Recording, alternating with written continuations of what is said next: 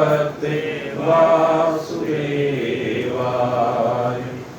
ओम नमो भगवते वासुदेवाय।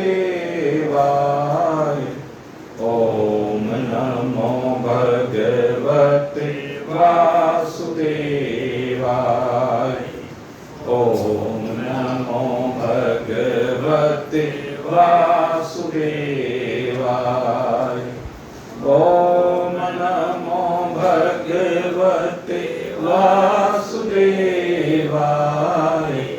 ओम नमो भगवते वासुदेवाय। ओम नमो भगवते वासुदेवाय। ओम नमो भगवते वासुदेवाय।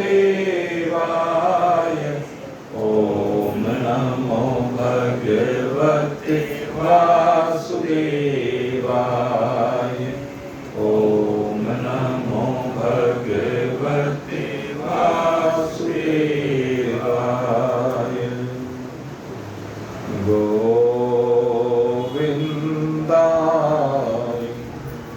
नमो नमः। श्री कृष्णाय नमो नमः। नारायणाय नमो नमः।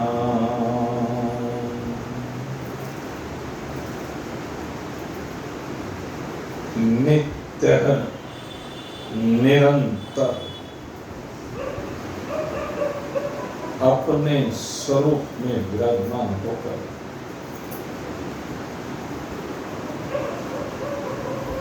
तुष्टि पुष्टि अनुभूति से संतुष्ट जिज्ञासु रहते।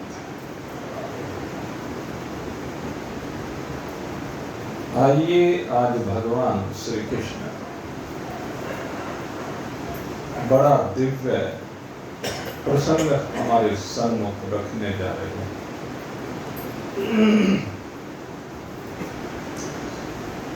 और ये बात केवल मैं नहीं कह रहा हूं,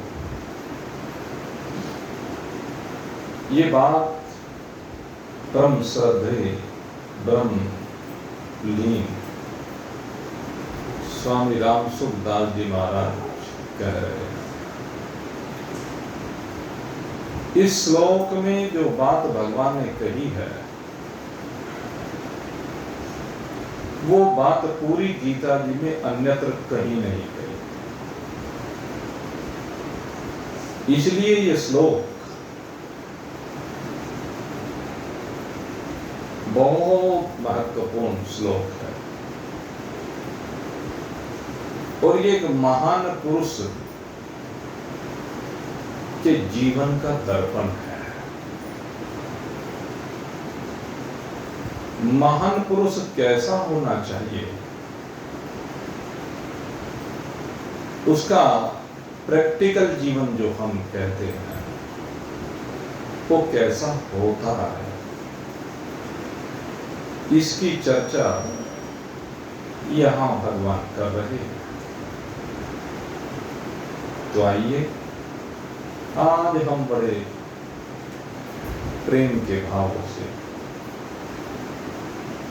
भगवत चरणों में अपने आप को समर्पित करते हुए भगवान श्री कृष्ण की इस अमृतमय दिव्य है अलौकिक अमृत वर्षा का आनंद लेते हैं। भगवान कहते हैं निरासिर चित्तात्मा त्यक्त सर्व परिग्रह। निरासिर चित्तात्मा त्यक्त सर्व परिग्रह। विग्रह शारीरं केवलं कर्म कुर्वन्नाप्नोति किल दिशम्। पहली बात भगवान कह रहे हैं, निराशिर यत चित्तात्मा।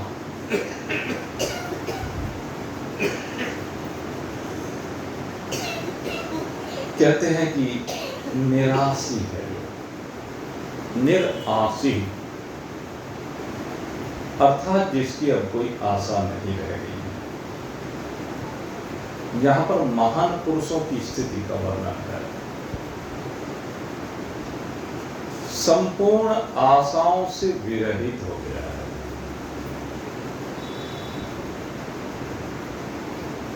आशा पास विवर्जित हो,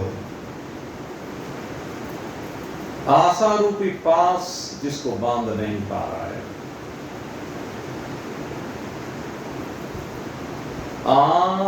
आशा पास विवर्जित हो, आदि मध्यांत निर्मल। आशा रूपी पास में बंधा हुआ नहीं है, लेकिन आदि मध्य और अंत तीनों स्थितियों में जिसने अपने आप को निर्मल अनुभव कर लिया है, निर्विकार अनुभव कर लिया है, कोई भी किसी भी प्रकार का विकार जिसमें नहीं है, आनंद ही वर्तते नित्य। कहते हैं वही है आनंद में वर्तने वाला, उसी को प्राप्त होता है ये आनंद। विषयों की अनुकूलता तो पशु पक्षी कीट पतंग कोकर सोकर सबको प्राप्त हो जाती है, लेकिन आनंद तो उसको प्राप्त होता है जिसकी कोई आशा नहीं, जो आशा रूपी पास से बिल्कुल विरहित है।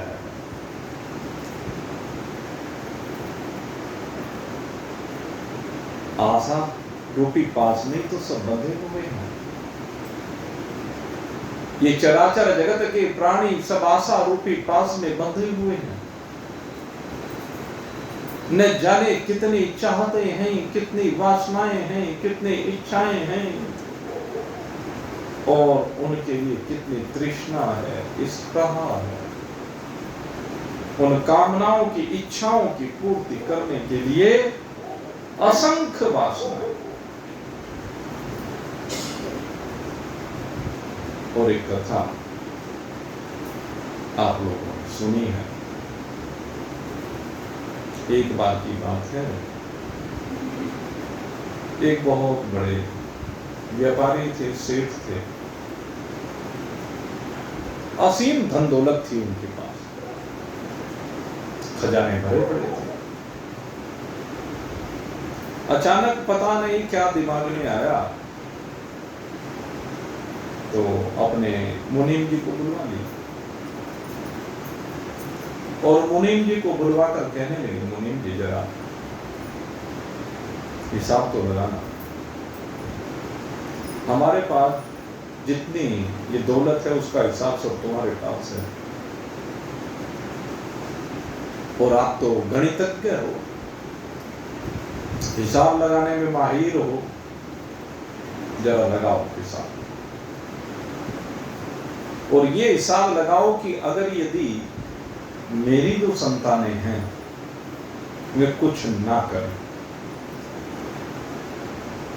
और बगैर कुछ करे धरे आराम से बैठे बैठे खाएं, तो ये जो दौलत है ये कितनी पीढ़ियों तक चलेगी। मुनीम जी कहने लगे, सेठ जी हिसाब लगा करके बताता हूं। बड़ा लंबा चौड़ा हिसाब किताब लगाया मुनीम जी ने, और हिसाब लगाने के बाद सेठ जी को उत्तर दिया कि हे सेठ जी, अगर आपकी संतान, उनकी संतान, उनकी संतान कुछ भी ना करे, केवल आपकी दौलत को खाए, तो 99 पीढ़ी निकल जाएंगी। सेठ जी कहने लगे 100वीं का क्या होगा? 99 का तो प्रबंध हो गया, लेकिन 100वीं का क्या होगा? क्योंकि बाकी मान लिया, सारे निठल्ले होंगे, कर्महीन होंगे, प्रारब्ध से साथ में लेकर के नहीं आएंगे। लेकिन वो भूल गए कि जो उनसे निठल्ले होंगे वे दुराचारी होंगे, व्यभिचारी होंगे, न जाने कलयुग के सारे विकार उन्हीं में भरे हुए होंगे। इस बात को भूल गए। द्यूतम पानम स्त्रियः सुना यत्र धर्माश्च चतुर्विधा। श्रीमद् भागवत में कहा गया कि जब ऐसी निठल्ली संतान मिलती हैं, ऐसी दुराचारी, पापाचारी, व्यभिचारी संतान मिलती हैं, जो जुआ खेलने लगते हैं, द्योतम पानम, जो मदिरा का पान करने लगते हैं, स्त्रीय है, दुराचारी हो जाते हैं, सुना और हिंसा करने लगते हैं, अभक्ष्य भोजन करने लगते हैं, यत्र अधर्म चतुर्विधा। कहते इन चारों में से कोई भी कर्म जो करने लगता है वह अधर्मी है, वह पापी है, और कलयुग उसके यहाँ आकर के विराजमान हो जाता है। जब खाली पड़ेंगे तो खाली दिमाग तो शैतान का घर है, कहावत है। ये खाली पड़े पड़े तो शैतान का घर हो जाता है ना। वो स्वामी प्रसाद मौर्य खाली पड़ा है, निठल्ला है, राक्षस है, दुष्ट प्रकृति का है ना, तो शैतान बन गया है।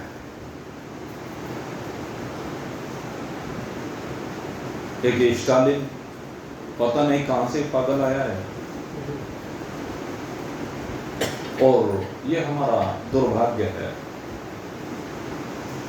कि हम इतने सहिष्णु हो गए हैं कि अगर यदि कोई हमारे भगवान को, हमारी संस्कृति को, हमारे धर्म को कुछ भी कहता है तो हम सहज स्वीकार कर लेते हैं, उसका विरोध नहीं करते। आप चिंतन करें, कोई फेसबुक पर, व्हाट्सएप पर जरा सा कोई मैसेज कर दिया था, पीछे राजस्थान की बात है शायद, वो अगले ही दिन सर तन से जुदा का फरमान आ गया। इतने करोड़ रुपए मिलेंगे जो इसका तन से सर अलग कर देगा, फरमान जारी हो गया।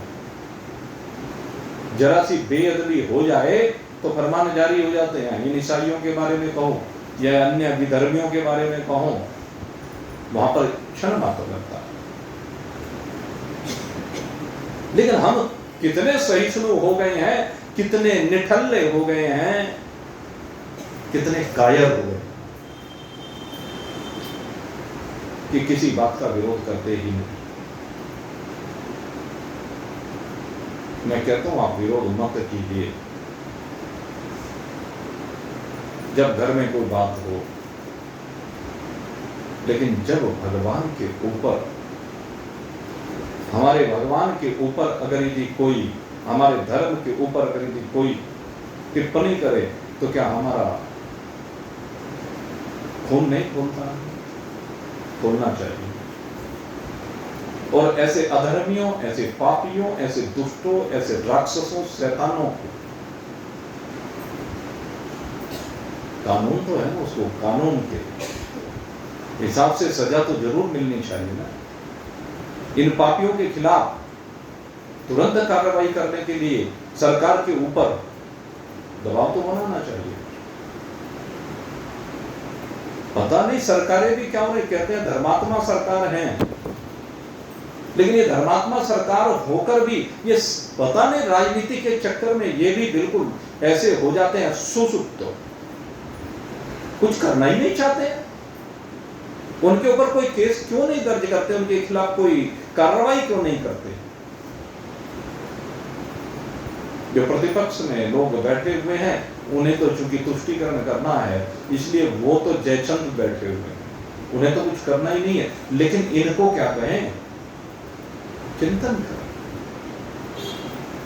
मेरे मित्रों, ये असुर सदा से रहते आए हैं और इनका संहार करना बहुत जरूरी है। जब तक इनका संहार हम नहीं करेंगे तब तक ये बरसाती घास फूस की तरह से रोज झाड़ बन करके हमारे जीवन में कांटे बोते रहेंगे। यह आवश्यक है, विरोध होना चाहिए, प्रतिक्रिया होनी चाहिए, अन्यथा कहीं रहने को जगह नहीं मिलेगी। हमारे विरोधी हमारे ही हैं, समस्या ये है, कोई दूसरा विरोधी नहीं है हमारा विरोध करने वाले हमारे ही लोग होते हैं इस राजनीति के चक्कर में। लेकिन हम क्योंकि उनका विरोध नहीं करते, उनका समर्थन करते रहते हैं, कहीं जाति में फंस करके।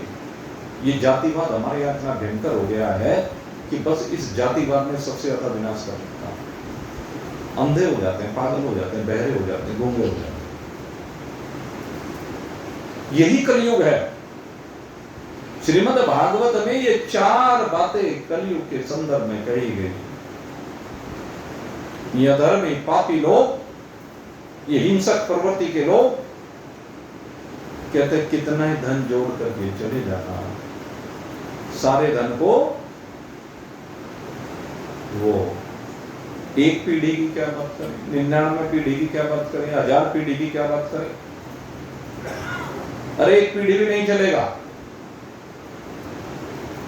जब स्वभाव में पाप आ जाता है तो पाप उसका विनाश करता ही करता है, ये निश्चित है। लेकिन सेठ जी कहते हैं कि सोमी का क्या होगा। मुनिम जी कहने लगे कि हो जाएगा, 100वीं पीढ़ी का भी इंतजाम हो जाएगा लाला जी। क्या होगा? कहने लगे हमारे वो पंडित जी हैं ना, बड़े धर्मात्मा और बड़े त्यागी हैं, तपस्वी हैं, सदा भगवत भक्ति में निमग्न रहते हैं। ऐसे श्रेष्ठ ब्राह्मण जो केवल परमात्मा भक्ति में निमग्न रहते हैं, सुदामा जी जैसे। कहने लगे अगर ऐसे निरीक्षण पंडित जी को आप एक समय का भोजन का सामान दान में दे आए तो 100वीं पीढ़ी का इंतजाम हो जाए। क्योंकि एक समय के भोजन के दान करने मात्र से 1 पीढ़ी का इंतजाम। कहने लगे हाँ, कि दान की महत्ता यही है, अन्नदान की महत्ता यही है। अगर कोई श्रेष्ठ पात्र मिल जाए, यहां पर बात ये ध्यान रखना, वैसे तो आप किसी को भी खिलाएं उसी का लाभ होता है, खिलाना चाहिए जो भी असहाय है। लेकिन अगर किसी योग्य पात्र को, गीता जी में पात्रता की बात की है भगवान ने, आगे इस विषय को रखेंगे 17वें अध्याय में। गीता जी में पात्रता की बात भगवान कर रहे हैं कि अगर पात्र हो, देश काल परिस्थिति के अनुसार जिस सामग्री की उसे आवश्यकता हो, उस पात्र को अगर आप देते तो 1 पीढ़ी का इंतजाम हो जाता है। दान की इतनी महत्ता है। इसीलिए मैं बारंबार जो भी हमारे संघ में आता है उनको मैं प्रेरित करता हूं। वैसे तो लोग चिकने गड़े होते हैं भाई, जिनकी प्रवृत्ति जैसी बन गई ना, उस प्रवृत्ति को सहज कोई छोड़ना नहीं चाहता। लेकिन हमारे पास जब आप लोग आते हैं तो हमारे पास उस प्रकृति को छोड़ने के लिए ही आते हैं। हमारे पास वो धर्म का संदेश लेने के लिए आते हैं जिस पर चल करके आप परमात्मा को प्राप्त कर लें। और ये हमारा दायित्व बनता है कि हम बारंबार आपको प्रेरित करते रहें। बारंबार आपको शुभ कर्मों में लगाए रखें, ये हमारा दायित्व है। यद्यपि कोई करे ना करे, हम उस विषय से जुड़े हुए नहीं हैं, लेकिन समझाने का अपना फर्ज होता है। नहीं तो भाई संसार बड़ा घमंडी हो गया है। संसार में जहां भी देखो ना, किसी के पास 2 पैसे अगर यदि इकट्ठे हो गए ना, तो लगता है कि धरती पे नहीं चलता, आसमान में चलता है। और वो भूल जाता है कि जिस धन के कारण से तू इतना घमंडी हो गया है, वो एक दिन तुझे छोड़ के चला जाएगा। किसी को कोई शक्ति सामर्थ्य मिल जाए, बल मिल जाए, बलवान व्यक्ति दूसरे व्यक्ति को कीड़े मकोड़े समझने लगता है। कहने इसको तो मैं 2 दूंगा और बस, किसमें इतनी हिम्मत है कि मेरे सामने जितने भी ये असामाजिक आतंकवादी तत्व होते हैं, इनके अंदर ये भावना टूट टूट करके भर जाती है, लेकिन वो इस बात को भूल जाते हैं, शास्त्र की बात को भूल जाते हैं, महान पुरुषों की बात को भूल जाते हैं कि इनका जीवन लंबा नहीं होता, ये धन लंबा नहीं टिकता। इसलिए मेरे मित्र, ये धन काम चलाऊ तो है, धन संसार में काम चलाऊ तो है, चलाना भी चाहिए काम, लेकिन ये घमंड करने के लिए नहीं है, ये रूप घमंड करने के लिए नहीं है, ये बल, ये जवानी घमंड करने के लिए नहीं है। धन दौलत का घमंड करे क्यों, धन दौलत का घमंड करे क्यों, करता मान जवानी का, करता मान जवानी का, ठोकर मार चली जागी, ठोकर मार चली जागी, कुछ पता नहीं जिंदगानी का, कुछ पता नहीं जिंदगानी का। धन दौलत का घमंड करे क्यों, करता मान जवानी का, धन दौलत के नशे में बंदे, धन दौलत के नशे में बंदे, तू बेबात अकड़ता है, अपने से कमजोर से बंदे, तू हर रोज झगड़ता है, अपने से कमजोर से बंदे, तू हर रोज झगड़ता है। मालिक ने इंसान बनाया, मालिक ने तो तुझे इंसान बना करके भेजा था, लेकिन यहां आकर के तू भेड़िया बन गया, शैतान बन गया, इस धन के कारण, इस बल के कारण, इस रूप के कारण, जवानी के कारण। मालिक ने इंसान बनाया, तू करता काम शैतानी का, तू करता काम शैतानी का, और भूल जाता है ठोकर मार चली जागी, कुछ पता नहीं जिंदगानी का, कुछ पता नहीं जिंदगानी का। धन दौलत का घमंड करे क्यों, करता मान जवानी का, ठोकर मार चली जागी, कुछ पता नहीं जिंदगानी का, कुछ पता नहीं जिंदगानी का। अरे सेठ जी, इतना धन दौलत, कहते इसको लेकर के क्यों मिथ्या इंकार कर रहे हो, क्यों इसके ऊपर अड़ते फिरते हो, काम चलाओ। भगवान ने सदुपयोग करने के लिए दिया ये धन दौलत, सबको दी है, कोई ऐसा नहीं जिसको ना दे रखी हो। किसी को किसी रूप में दे रखी है, किसी को किसी रूप में दे रखी है, जिसको जैसी आवश्यकता है भगवान ने उसी रूप में दे रखी है। लेकिन ये उपयोग करने के लिए दिए, न कि दुरुपयोग करने के लिए। सेठ जी, आज तक आपने धन दौलत जोड़ा तो, खजाने भरे तो, जोड़ जोड़ तुम्हें भर लिए खजाने, 99 पीढ़ी जानते हैं,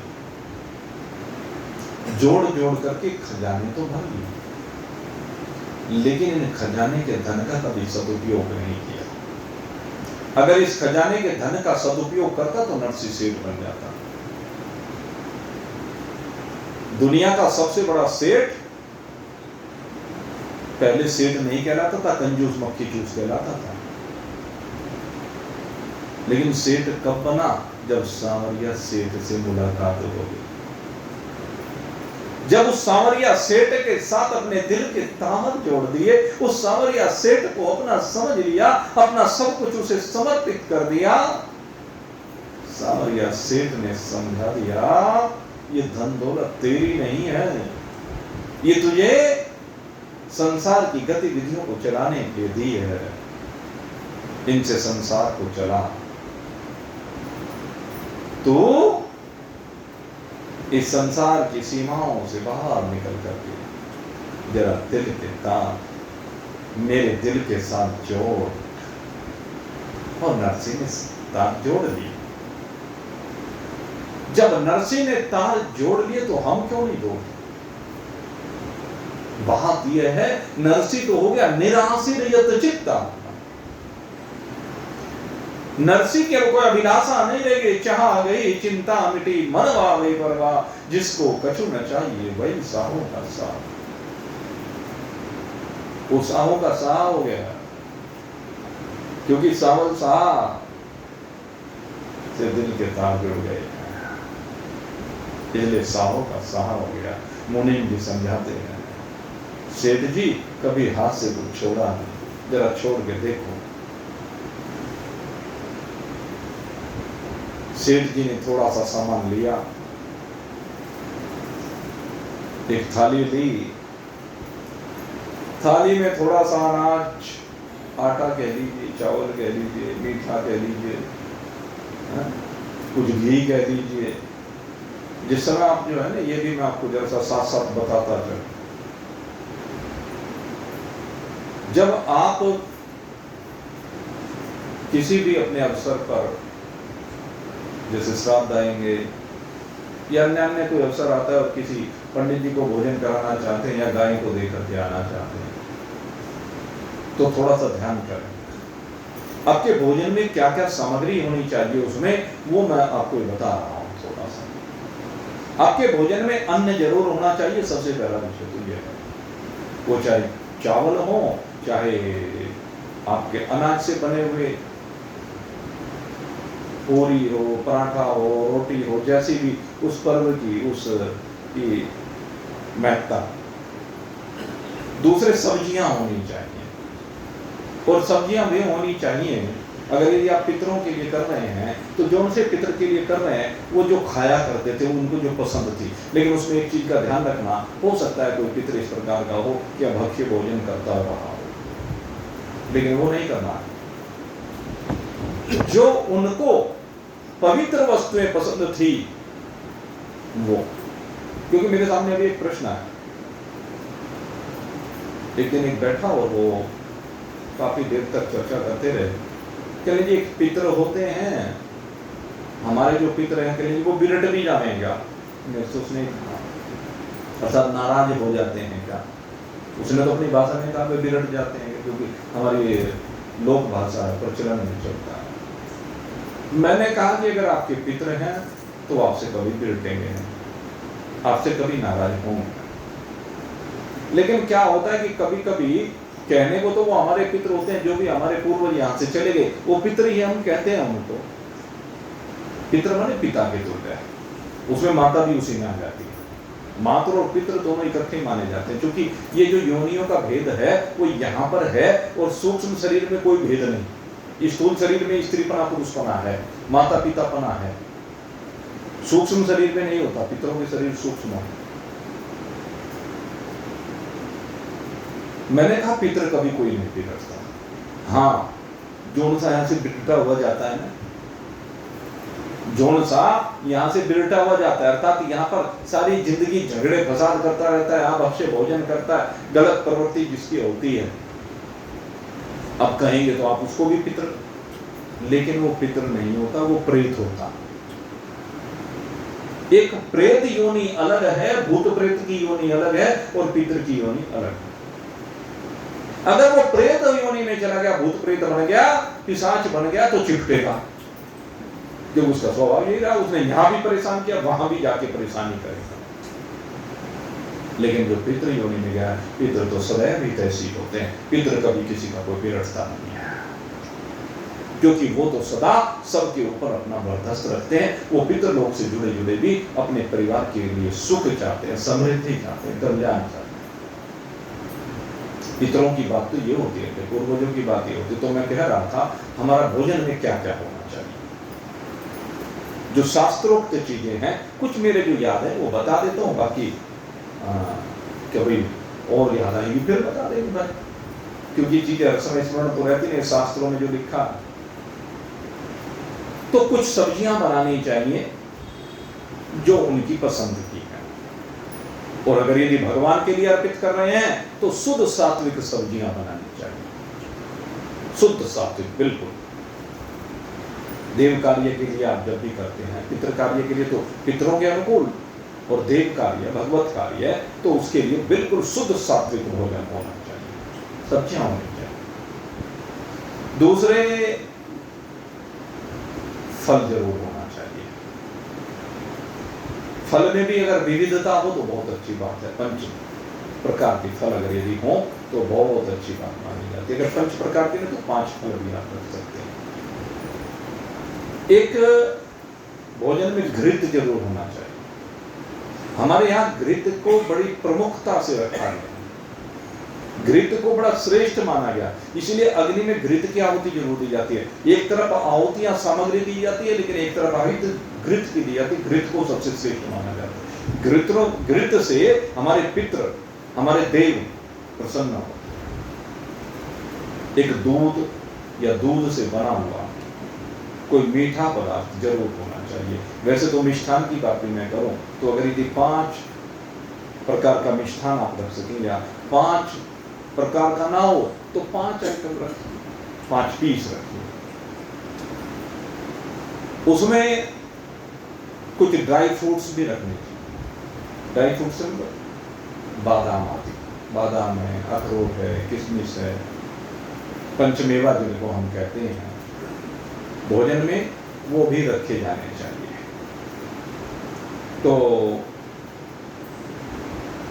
कई बार आप सूखा निकालने लगते हैं तो सूखी रख दीजिए। कभी कभी ऐसा हो जाता है, घर की परिस्थिति होती है तो उसमें सूखा भी निकालना पड़ जाता है, तो सूखे में इन चीजों को सब्जियां रख रहे हैं तो आलू रख दिया, टमाटर रख दिया, 2-4 चीजें जो भी आप रख सकते हैं वो रख दीजिए, जो भी आपके पास उपलब्ध है। दूसरे एक विधान ये भी है कि जब भी आप कोई वो तो एक वस्त्र रखें। वस्त्र नहीं रख सकते तो प्रतीकात्मक रूप से जो हमारे घर में कलावा होता है, कम से कम थोड़ा कलावा तोड़ करके वो रख दीजिए। दूसरे, उसमें दक्षिणा जरूर रखें। कभी भी अगर यदि आप भोजन निकाल रहे, चाहे वो गाय को ही खिलाना है, उसमें दक्षिणा अवश्य रखनी चाहिए। और मैं फिर कहूंगा दक्षिणा भी पर्याप्त रखनी चाहिए। प्रतीकात्मक जरूर है, लेकिन प्रतीकात्मक होने के साथ अच्छी रखनी चाहिए, हाथ से छोड़ना चाहिए, वो कहीं भी जानी हो। आप भले गाय माता को खिला रहे हैं, वो दक्षिणा फिर किसी मंदिर में जाएगी, पंडित जी के पास जाएगी, किसी न किसी भी जो भी पात्र है जिसके पास भी आप उचित समझते हैं वहां लेके जाएंगे तो अच्छी दक्षिणा लेकर के जानी चाहिए। एक ये आवश्यक है कि तिल भी जरूर है, गंगा जल भी जरूर है। अगर यदि पितरों के लिए कर रहे हैं तो काले तिल हो, और भगवान के लिए कर रहे हैं, नारायण के लिए, तो सफेद तिल हो। ये उनको विशेष प्रिय है, आपको बता दें। तो इस तरह से समय समय पर बहुत सी बातें आती हैं। तो खैर सेठ जी ने भी ऐसे ही बहुत सा भोजन का सामान थाली में थोड़ा थोड़ा करके सब लगाया, और वो सब सामान लेकर के 2-4 थालियों में अब सेठ जी मुनीम जी को साथ में लेकर के पंडित जी के यहाँ पहुंच गए, और पंडित जी के यहाँ जाकर के प्रणाम किया। पंडित जी ने देखा यार तो सेठ जी आए। अब सेठ जी को देख करके कहा, हाँ ये सेठ जी स्वागत है आपका भाई। अब जब कोई बड़ा आदमी जाता है तो भाई स्वागत होता ही है, और आजकल तो भाई बड़े आदमी राजनेताओं को मानते हैं। आज की परंपरा में और पहली परंपराओं में ये भेद हो गया।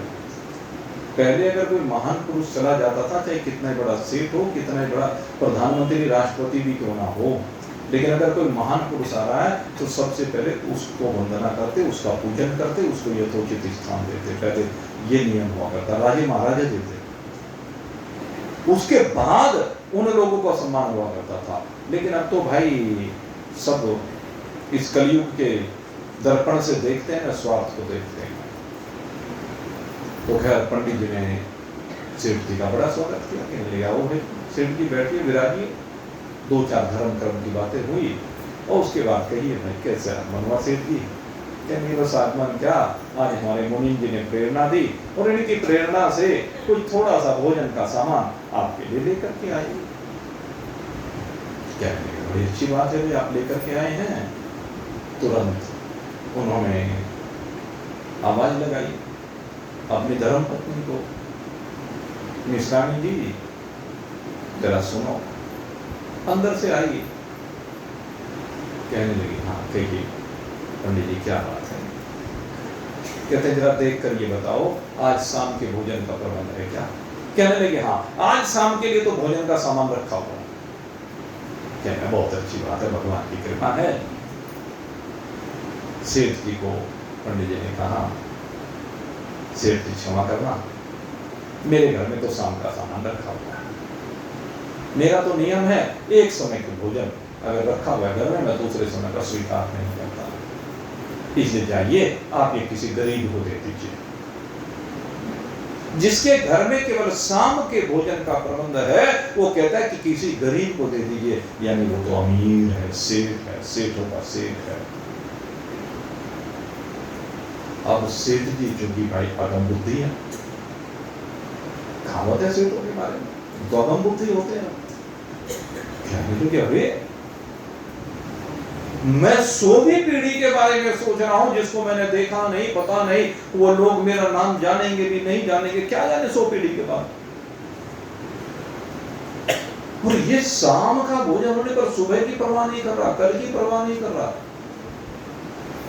सेठ जी की आंखें खुल गई और उसी दिन जैसे सेठ जी की आंखें खुली, तुरंत सेठ जी ने विचार किया क्या करेगा इस धन का। इस धन को साथ में लेकर के नहीं जा सकता, इस धन को जोड़ करके जो तूने रखा हुआ क्या करेगा। सेठ जी विचार करते रहे, पूरी रात विचार करते रहे और विचार करते करते अगले दिन अपने जीवन की दिशा को बदल दिया। उन्होंने अपने जीवन की दिशा को बदला और दिशा को बदलने के बाद कहने लगे मुनीम जी हम अपने नगर में एक भगवान का बड़ा अच्छा सा मंदिर बनाना चाहते हैं। सेठ की बहुत अच्छी बात है, अगर आप मंदिर बनाने का संकल्प रखते हैं तो बहुत अच्छी बात है। कहने लगे उसमें एक सत्संग भवन भी बनना चाहिए। कहने लगे तो और सोने में सुहागा नहीं, लेकिन सत्संग भवन क्यों बनवाना चाहते हैं। कहते रोज उसमें बैठ करके सत्संग सुना करेंगे, महान पुरुषों को बुलाया करेंगे, क्योंकि जीवन में जब भी कल्याण होता है वो केवल सत्संग से होता है।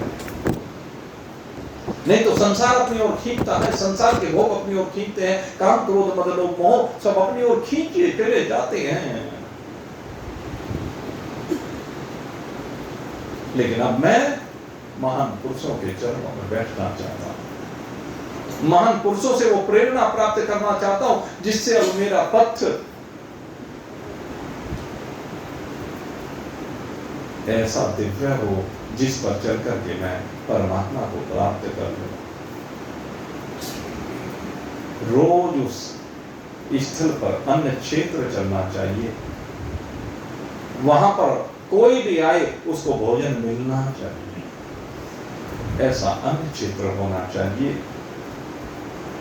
ऐसी सेठ जी के मन में अभिलाषा हुई, खजाना खोल दिया, भंडार खुल गए, मंदिर बनने लगा, सत्संग भवन बन गया, महान पुरुषों का आना जाना होने लगा और सेठ जी उनके चरणों में बैठ करके रोज भजन करते हैं, कीर्तन करते हैं और जब कोई ब्रह्मविद ब्रह्मनिष्ठ महापुरुष आ जाता है, उसको अपनी सेवा के द्वारा प्रसन्न करके इस शरीर से बाहर निकलने की बात करते हैं। शरीर भाव से बाहर निकल करके आत्म भाव में आने की बात करते हैं।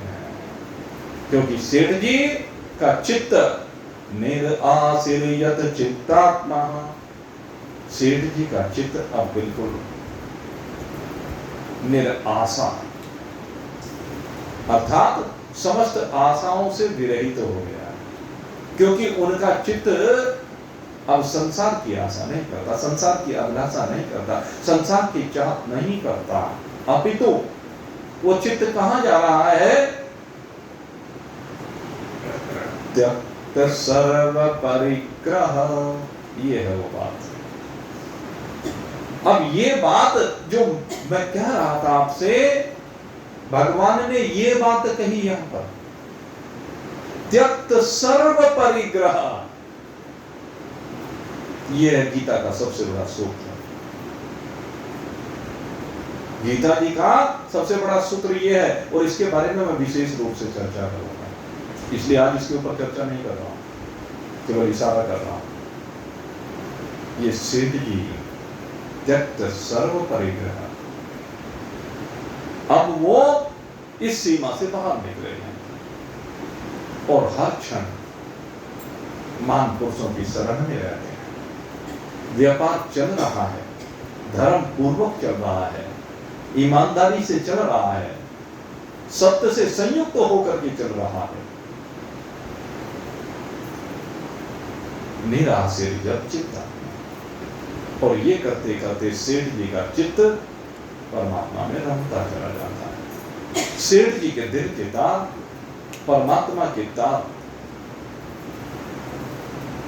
के साथ जुड़ जाते हैं। सेठ जी का दिल और परमात्मा का दिल एक हो जाता है, दोनों के बीच का भेद निवृत्त हो जाता है। कोई स्वार्थ नहीं, कोई छल नहीं, कोई कपट नहीं, कोई अभिलाषा नहीं, केवल एक परमात्मा।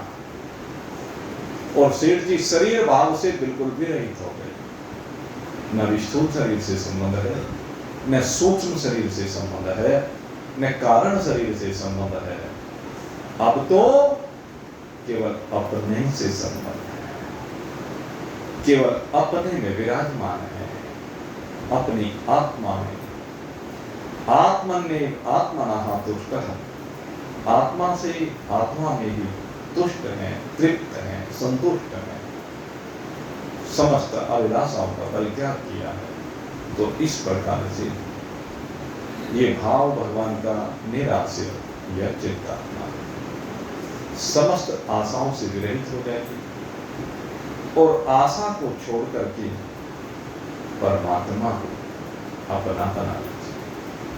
परमात्मा अपने चित्त को लगाते ही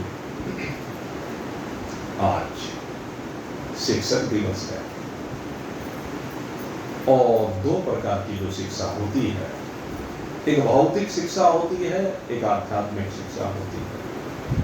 डॉक्टर सर्वपल्ली राधाकृष्णन जी, जिन्होंने अपने जन्मदिन को शिक्षक दिवस के रूप में अपनाया, वो कहते हैं कि भौतिक शिक्षा शरीर के लिए आवश्यक है, शरीर भौतिक शिक्षा के बिना आगे नहीं बढ़ सकता। लेकिन अगर जीवन में आध्यात्मिक शिक्षा प्राप्त नहीं की है तो सारी भौतिकता निरर्थक है। आध्यात्मिक ज्ञान को प्राप्त करके, आध्यात्मिक शिक्षा को, आध्यात्मिक विद्या को जीवन में उतार करके अगर आप भौतिक जीवन को जिएंगे तो आपका जीवन आनंदमय हो जाएगा। आपके जीवन में आनंद के अतिरिक्त तो कुछ रहेगा नहीं। और दुख नाम की चीज तो जहां आनंद होता है वहां उसी प्रकार से नहीं होती जिस प्रकार से सूर्य के प्रकाश में कभी अंधकार की कल्पना नहीं की जा सकती है। जब सूर्य का प्रकाश है तो अंधकार हो ही नहीं सकता। तो जब आनंद है तो दुख कभी हो नहीं सकता। जब चैतन्यता है तो जड़ता कभी आ नहीं सकती। जब आप नित्यत्व में विराजमान हैं तो अनित्य के प्रति आकर्षण हो नहीं सकता। अविनाशी अपने स्वरूप को जब जान लिया है तो विनाशी में क्या आकर्षण है। तो मेरे मित्रों, अपनी इस वास्तविकता को जानिए। शिक्षक दिवस पर हम समस्त शिक्षकों को, जो भी शिक्षक जहां जहां भी दुनिया भर में किसी न किसी रूप में हर व्यक्ति शिक्षक है। एक अबोध बालक को शिक्षा देने वाले माता पिता वो भी तो शिक्षक हैं। तो शिक्षा के क्षेत्र में सब कार्य करते हैं। जो भी किसी को भी शिक्षा दे रहा है वो सभी शिक्षक हैं। तो इस पवित्र दिन पर हम समस्त शिक्षकों को हृदय से नमन करते हैं और भगवान से प्रार्थना करते हैं, क्योंकि शिक्षा से श्रेष्ठ कुछ नहीं होता। न ही ज्ञानेन सदृशं पवित्रम इति विद्यते। यहाँ पर ज्ञान के समान पवित्र करने वाला कोई दूसरा है नहीं। शिक्षा से ज्ञान की प्राप्ति होती है। तो इन ज्ञान प्रदाताओं को हम कोटिशन नमन करते हैं आज के इस दिवस पर। हमारी बहुत बहुत शुभकामनाएं उन सब के लिए। दूसरे, एक सामयिक विषय चूंकि है और उस सामयिक विषय के संदर्भ में एक दिन मैंने थोड़ी सी चर्चा पहले भी की थी, जन्माष्टमी को लेकर के। आज हमारे आदि शंकराचार्य जो भगवान शंकर के अवतार हुए हैं, और आदि शंकराचार्य जी का प्रतिनिधित्व करते करते परंपरा से अब हमारी इस ज्योतिर्मय मठ, ये मठ भी सबसे श्रेष्ठ मठ है क्योंकि ज्योतिर्मय मठ, इसके नाम से ही पता चलता है कि इसका कार्य है जीवन के अंधकार को दूर करके आपके जीवन को प्रकाशित करना, क्योंकि ज्योतिर्मय मठ है। ये जो ज्योतिर्मय मठ के शंकराचार्य थे स्वामी विमुक्तेश्वरानंद, हमारे जो इस समय शंकराचार्य जी हैं वो स्वामी विमुक्तेश्वरानंद जी महाराज। और उनकी एक बात मुझे बहुत अच्छी लगती है जो शायद आज तक किसी भी शंकराचार्य में हमें देखने को नहीं मिली पहले, भगवान शंकराचार्य को छोड़ करके, या जो हमारे संपर्क में कभी हमने सुना। एक बहुत बड़ी विशेषता इनके अंदर देखने को मिली वर्तमान काल में। जब भी कोई सामयिक विषय आता है तो उस सामयिक विषय को शास्त्रोक्त रीति से ये स्पष्ट कर लेते हैं, उसके बारे में जो शास्त्रोक्त विधान है उसको बता देते हैं। तो आज उन्होंने जन्माष्टमी के विषय में जो चर्चा की है वो मैं आपसे बता देना चाहता हूं। देखिए, जन्माष्टमी के विषय में जो चर्चा करते हैं कि हमारे यहाँ दो प्रकार के भक्त हुआ करते हैं। एक को हम कहते हैं स्मार्त और एक को कहते हैं हम वैष्णव। और कहते हैं जो स्मार्त लोग होते हैं वो कौन होते हैं? कहते हैं जो विस्मृति आदि को मानने वाले हैं, स्मृति आदि के अनुसार 5 देवों को भगवान मानने वाले हैं। कई बार हमने इस प्रसंग को आपके सामने रखा। तो शास्त्र ये कहता है कि कृष्ण जन्माष्टमी स्मार्तों के लिए वह जन्माष्टमी मानी जाती है जो सप्तमी का अगर यदि उसमें मिश्रण हो जाए तो श्रेष्ठ जन्माष्टमी है। रात्रि में मध्याह्न 12 बजे जब अष्टमी तिथि होती है, भगवान का अवतरण रात्रि के 12 बजे अष्टमी तिथि में हुआ, रोहिणी नक्षत्र में हुआ। तो जब ये दोनों अद्भुत संयोग बनते हों तो स्मार्तों के लिए वही जन्माष्टमी का व्रत करने का विधान है। और उनका कहना है कि हमारे यहाँ सब स्मार्ती ही, वैष्णव तो कोई एक आध है। वैष्णवों के लिए विधान ये है कि उनके लिए नौमी का व्रत है। अष्टमी तिथि में जब नौमी तिथि का संयोग हो जाता है तो वो वैष्णवों का जन्माष्टमी पर्व होता है। और वैष्णव वो माना जाता है जो वैष्णव दीक्षित हो। और हमारे यहाँ दीक्षा लेने वाला वैष्णव कोई कोई बिरला है, एक आध होगा कोई, बाकी सब स्मार्त होते हैं। इसलिए उनका मत यह है इस बार के लिए कि इस बार जन्माष्टमी कल होनी चाहिए। स्मार्त चूंकि सब हैं तो उनके लिए जन्माष्टमी का पर्व कल है, परसों वैष्णवों का पर्व है। वो अलग बात है कि स्कूल की छुट्टियां या सरकारी छुट्टी, वो पहले ही वो इन बातों के ऊपर विचार नहीं करते हो, पहले से तय हो जाती है, तो वो जब भी हो। लेकिन स्मार्तों के लिए जन्माष्टमी का व्रत भगवान शंकराचार्य के अनुसार कल है और वैष्णवों के लिए परसों है। अपनी अपनी परिस्थिति के अनुसार अब वैसे भाई जब करो। कृष्ण वंदे जगत गुरु, भगवान श्री कृष्ण हम सबके इष्ट हैं, हमारे गुरु हैं, हम उनको कोटि से नमन करते हैं। और हम तो भाई दोनों दिन मनाएंगे, कल भी हम जन्माष्टमी का पर्व मनाएंगे और परसों भी मनाएंगे। कल यहाँ पर जन्माष्टमी का पर्व मनाएंगे और परसों आपको बताया था जैसे हर वर्ष करते हैं, ये जो मोबी भाई दुर्गा पेंट्स वाले, उनके यहाँ हर वर्ष ये पर्व मनाया जाता है। उसका आयोजन परसों रखा है और परसों 2 घंटे का सत्संग होगा वहाँ पर 7 बजे से 9 बजे तक। यहाँ का समय तो वही है जो हमारा रोज का सत्संग का होता है। तो कल यहाँ जन्माष्टमी मनाएंगे और परसों वहाँ पर जन्माष्टमी मनाएंगे। और हम तो व्रत भी भाई कल ही रखेंगे, हम तो, क्योंकि जो शास्त्र की परंपरा है, अपना प्रयास ये रहता है कि शास्त्र की परंपरा का हमेशा पालन किया जाना चाहिए, जो शास्त्र ने कहा। आगे जिसकी जैसी इच्छा हो, जाकी रही भावना जैसी, प्रभु मुहूर्त तिन देखन ऐसी। आप सबके लिए बहुत बहुत शुभकामना करते हुए अग्रिम में इस पर्व की बहुत बहुत आपको हार्दिक शुभकामनाएं अर्पित करते हुए यहीं पर वाणी को विश्राम दे रहे हैं। बोलिए सच्चिदानंद भगवान की।